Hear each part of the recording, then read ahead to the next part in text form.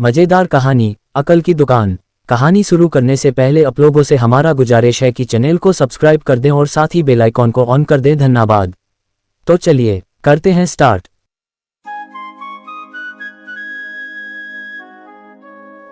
एक था रौनक, जैसा नाम वैसा रूप, अकल में भी उसका मुकाबला कोई नहीं कर सकता था। एक दिन उसने घर के बाहर बड़े बड़े अक्षरों में लिखा, यहाँ अकल बिकती है। उसका घर बीच बाजार में था। हर आने जाने वाला वहां से जरूर गुजरता था। हर कोई बोर्ड देखता, हंसना और आगे बढ़ जाता। रौनक को विश्वास था कि उसकी दुकान एक दिन जरूर चलेगी। एक दिन एक अमीर महाजन का बेटा वहां से गुजरा। दुकान देखकर उससे रहा नहीं गया।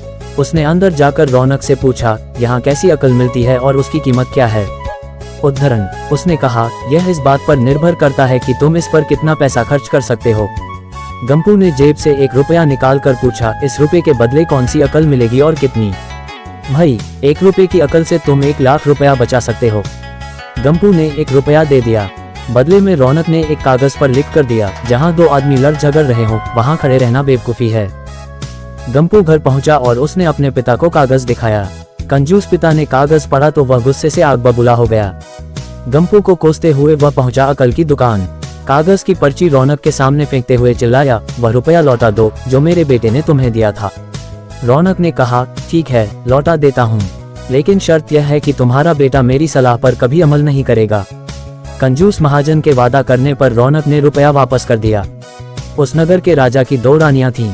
एक दिन राजा अपनी रानियों के साथ जौहरी बाजार से गुजरा। दोनों रानियों को हीरों का एक हार पसंद आ गया। दोनों ने सोचा, महल पहुंचकर अपनी दासी को भेजकर हार मंगवा लेंगी। संयोग से दोनों दासियां एक ही समय पर हार लेने पहुंची। बड़ी रानी की दासी बोली, मैं बड़ी रानी की सेवा करती हूँ इसलिए हार मैं लेकर जाऊंगी। दूसरी बोली, पर राजा तो छोटी रानी को ज्यादा प्यार करते हैं इसलिए हार पर मेरा हक है। गंपू उसी दुकान के पास खड़ा था। उसने दासियों को लड़ते हुए देखा। दोनों दासियों ने कहा वे अपनी रानियों से शिकायत करेंगी। जब बिना फैसले के वे दोनों जा रही थी तब उन्होंने गंपू को देखा। वे बोली, यहाँ जो कुछ हुआ तुम उसके गवाह रहना। दासियों ने रानी से और रानियों ने राजा से शिकायत की। राजा ने दासियों की खबर ली। दासियों ने कहा, गंपू से पूछ लो, वह वहीं पर मौजूद था। राजा ने कहा, बुलाओ गंपू को गवाही के लिए, कल ही झगड़े का निपटारा होगा। इधर गंपू हैरान, पिता परेशान। आखिर दोनों पहुंचे अकल की दुकान। माफी मांगी और मदद भी। रौनक ने कहा, मदद तो मैं कर दूं, पर अब जो मैं अकल दूंगा उसकी कीमत है 5000 रुपए। मरता क्या न करता। कंजूस पिता के कुढ़ते हुए दिए 5000। रौनक ने अकल दी कि गवाही के समय गंपू पागलपन का नाटक करें और दासियों के विरुद्ध कुछ न कहे। अगले दिन गंपू पहुंचा दरबार में। करने लगा पागलों जैसी हरकतें। राजा ने उसे वापस भेज दिया और कहा, पागल की गवाही पर भरोसा नहीं कर सकते। गवाही के अभाव में राजा ने आदेश दिया, दोनों रानी अपनी दासियों को सजा दें, क्योंकि यह पता लगाना बहुत ही मुश्किल है कि झगड़ा किसने शुरू किया। बड़ी रानी तो बड़ी खुश हुई, छोटी को बहुत गुस्सा आया। गंपू को पता चला कि छोटी रानी उससे नाराज है तो वह फिर अपनी सुरक्षा के लिए परेशान हो गया। फिर पहुंचा अकल की दुकान। रौनक ने कहा, इस बार अकल की कीमत 10,000 रुपए। पैसे लेकर रौनक बोला, एक ही रास्ता है, तुम वह हार खरीद कर छोटी रानी को उपहार में दे दो। गंपू सकते में आ गया। बोला, अरे ऐसा कैसे हो सकता है, उसकी कीमत तो 1 लाख रुपए है। रौनक बोला, कहा था ना उस दिन जब तुम पहली बार आए थे कि 1 रुपए की अकल से तुम 1 लाख रुपए बचा सकते हो। इधर गंपू को हार खरीद कर भेंट करना पड़ा, उधर अकल की दुकान चल निकली।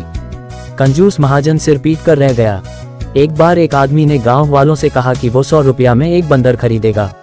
ये सुनकर सभी गांव वाले नजदीकी जंगल की ओर दौड़ पड़े और वहां से बंदर पकड़ पकड़ कर 100 रुपया में उस आदमी को बेचने लगे।